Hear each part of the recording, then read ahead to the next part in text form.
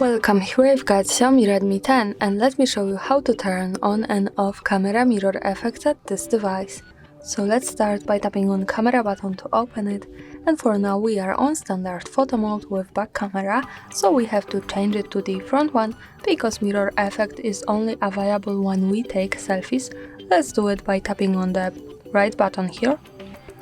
And here we are. Now let's go to right corner button so we can get access to more options about the camera we can manage, and from here to left to settings button to open them.